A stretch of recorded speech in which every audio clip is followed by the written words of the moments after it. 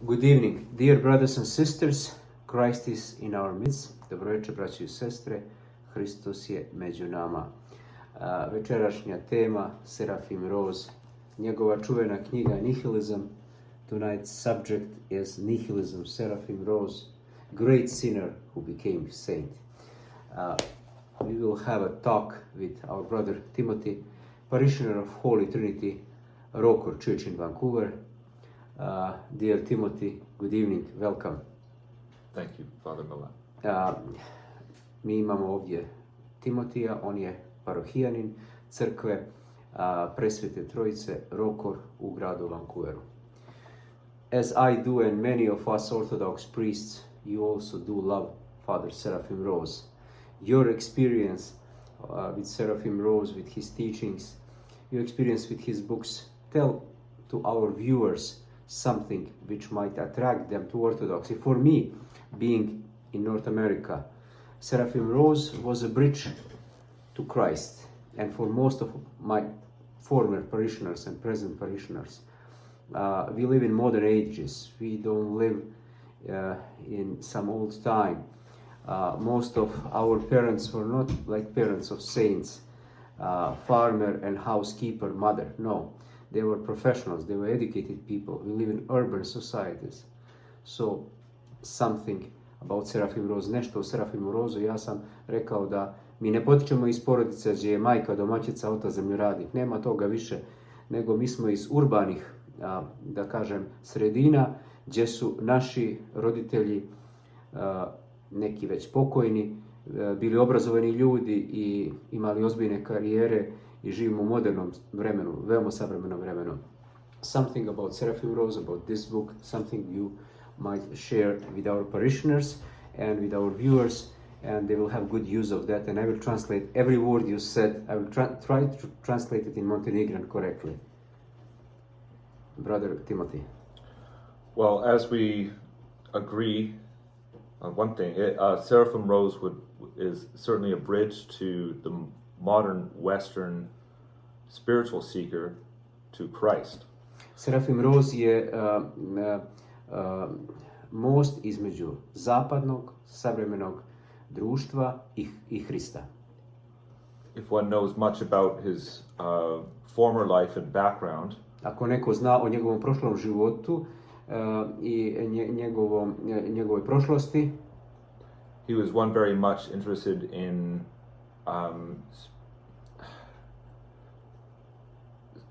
acquiring spiritual knowledge and wisdom. On je bio zainteresiran u pronalaženju duhovne vrijednosti i, da kažem, duhovne mudrosti.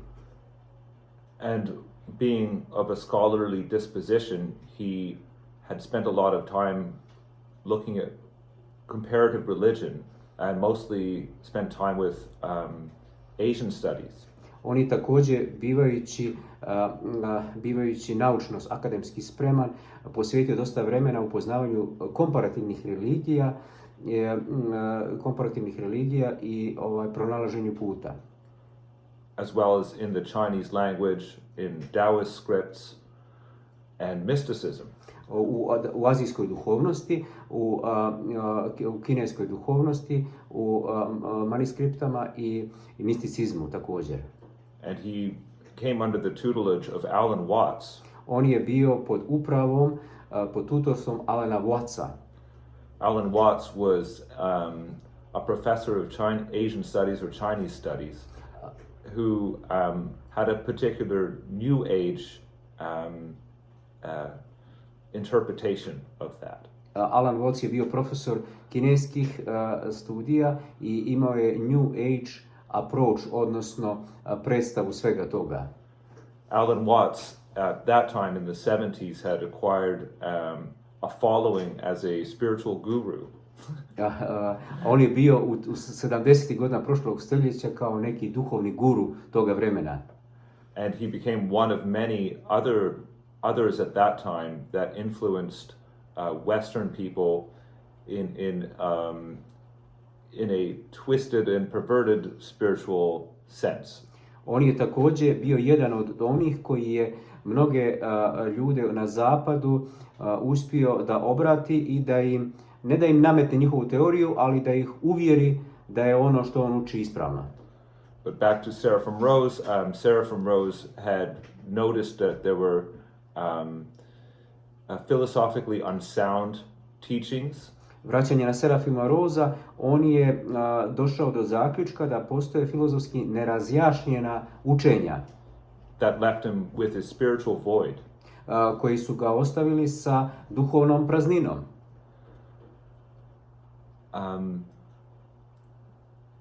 This troubling Serafima Rouza, who was Eugene at that time, Taj problematični Serafim Rouza, koji je tada bio Eugene, inspired him to look further. On ga je motivirao, inspirirao da traži dublje. And so we could leave it up to one that wants to look at his backstory, but he had a tumultuous time trying to search for meaning. Znači, možemo ostaviti ostali da razmatraju to, ali on je tražio je mišljenje, tražio je izvorno mišljenje svega toga i značenje. In doing so, one can go down a lot of avenues which may not be fruitful, but thankfully, eventually Serafima Rouza, then Eugene, discovered orthodoxy, and in so doing, he found a form of proper worship and veneration of God. But with imbued in that was the mysticism that he had so long looked for. U traženju svega onoga, on je pronašao put, a to je bilo pravoslavno bogoslužje. Znači, tražio je taj misticizam i nije mogao niđe da ga nađe osim u pravoslavnoj crkvi.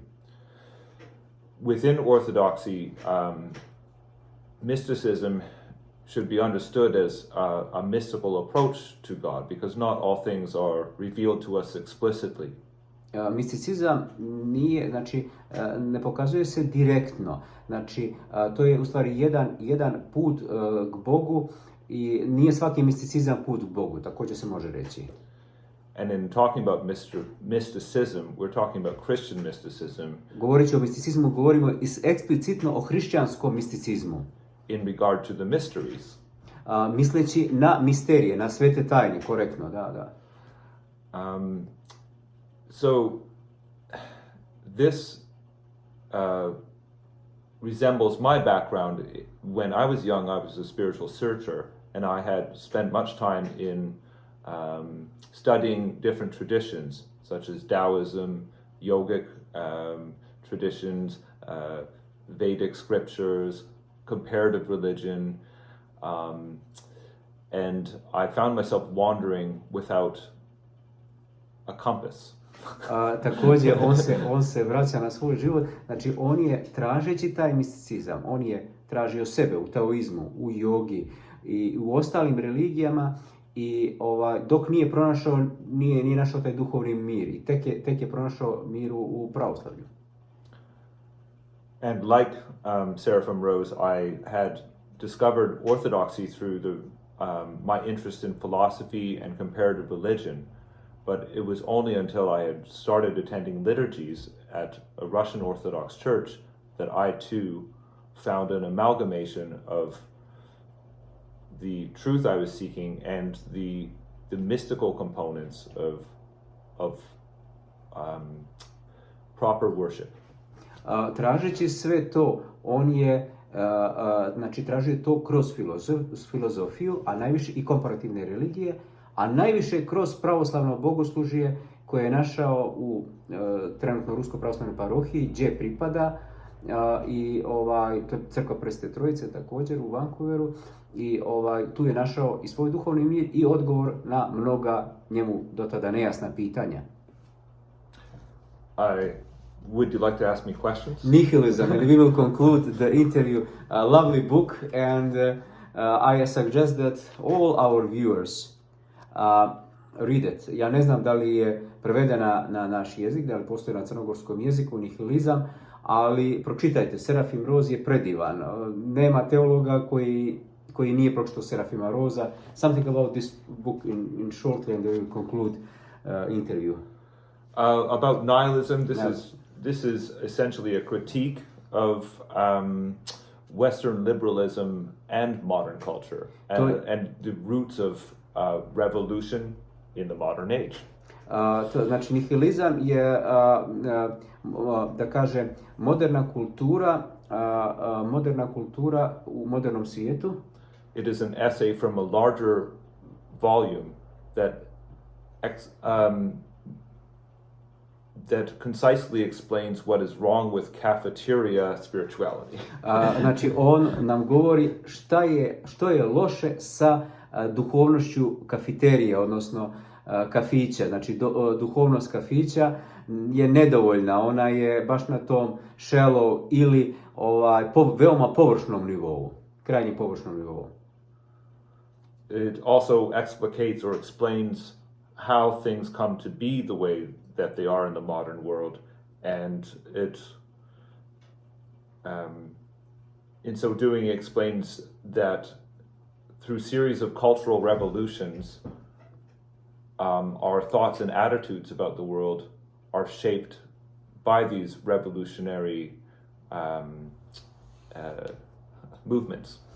Također, da je naš život da se nekako ispravlja i upravlja prema raznim revolucionarnim pokretima na koje mi nismo imuni i treba sve to poznavati.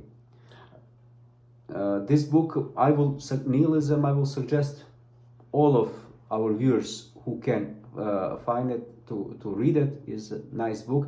And other books of Serafima Rouza, Life After Death, i druge knjige Serafima Rouza kao Život poslije smrti, and other books. Before we conclude, I would like to kindly thank you for your kind, lovely words, and final greeting to our viewers. What you would like to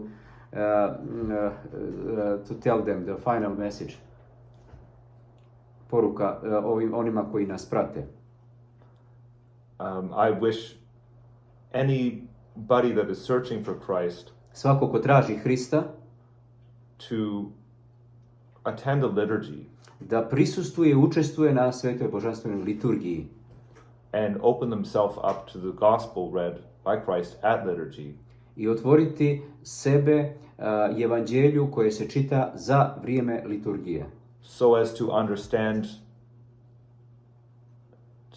understand things in context, da razumijemo smisao i stvari u kontekstu, crkvenom kontekstu svakako. Because the Bible and the Bibles that we have come out of the liturgical process and church. Znači Biblija nam govori o liturgijskom procesu u crkvi, znači kako da prožmujemo liturgijski proces u crkvi sa dnevnim životom. Dear brother Timothy, may God safeguard you, may God bless you, may God bless your beloved ones. Draga braćo i sestre, imali smo veliku čast da imamo jednog vjernika koji dosta zna o pravoslavnoj vjeri. We had a great honor to have Timothy tonight with us, who is very knowledgeable, especially about Serafima Rouza. And we picked that subject. Why? Because we are here in North America, and British Columbia is being called for liberalism Northern California.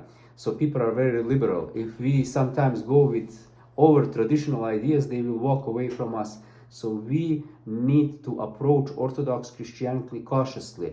And our people who came from former Yugoslavia, from Montenegro and other parts, we also know that most of them, even they are cradle Orthodox, they are not, I can say, well trained in Orthodoxy. We have to give them a chance. Therefore, Serafima Rouza, we hope and pray, very soon canonized, is going to be one bridge between them and Christ. Serafima Rouza će biti most između njih i Hrista. Božji blagoslov. Amin. Brother Timothy, thank you. Thank you. Hvala vam. Božji blagoslov. Amin.